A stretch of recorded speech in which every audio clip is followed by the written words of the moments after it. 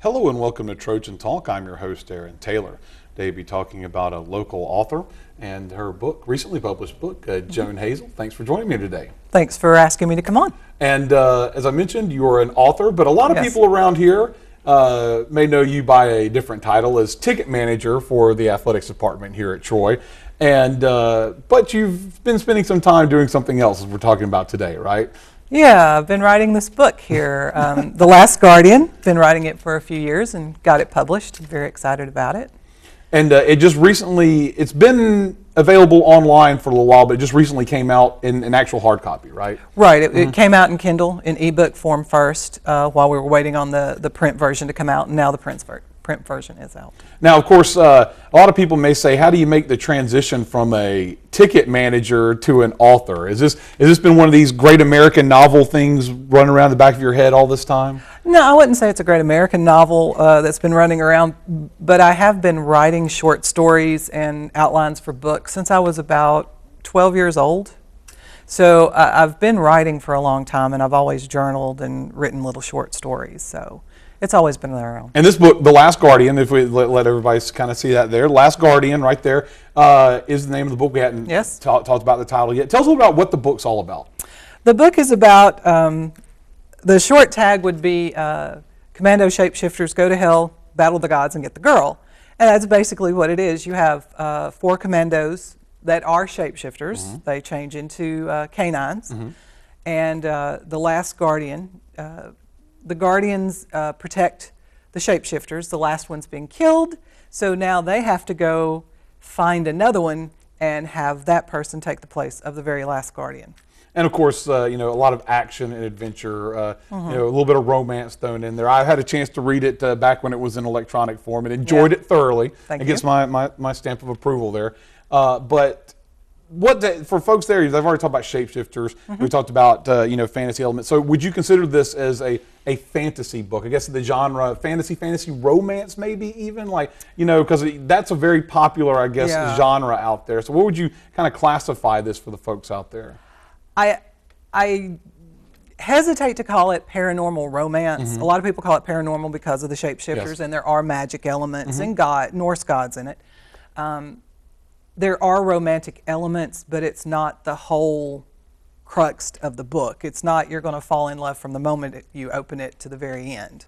It kind of builds. And there's action. Like I said, I've read it. There's action and there's comedy. There's some, I read it, and some parts I just laughed out loud and couldn't help it. And there's good characters that you may not be able to relate to, may not be the best word because they are shapeshifters, but you like the characters, and I found that I did that. But one thing is, where did you come up with an idea like this? Like, a lot of people wonder about the inspiration. Where did the inspiration for this come up from? The inspiration purely was I was mowing my backyard. It was really bushy, and I was cutting down. And you know, when you're there by yourself, the brain just kind of goes.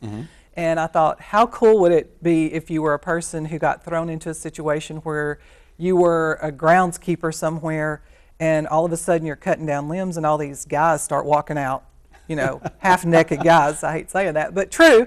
And you find out that they're all shapeshifters, and that you are on here taking care of their property. But that's how, and it all morphed into this. And it comes to that. The original. And now this is intended to be the first of a series of books, right? Correct. Which is good, because after I finished it, I wanted more. So, but what is the process in getting making a series and writing a series? Like, how long do you expect the books to take in between books?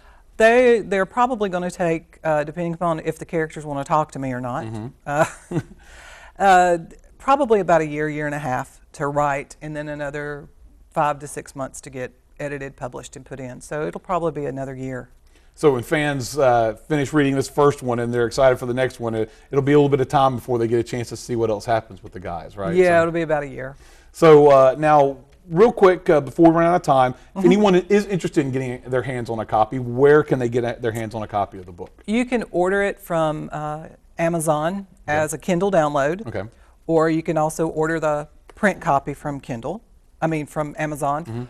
Or Fantasy Island Book Publishing is my publisher. Okay. And you can go to the website and order it from them. And of course, folks out there, keep your eyes open and ears open for book signings. You've already done one here on campus, but I know you probably have some more planned in the future, and get a chance to actually meet the author and maybe get your John Hancock on the book there for him. So I'll do that. All right. Well, congratulations on the book, and like I said, I loved the book. It was amazing, and looking forward to the next one. And good luck with the rest of them. Thank you. Thank you.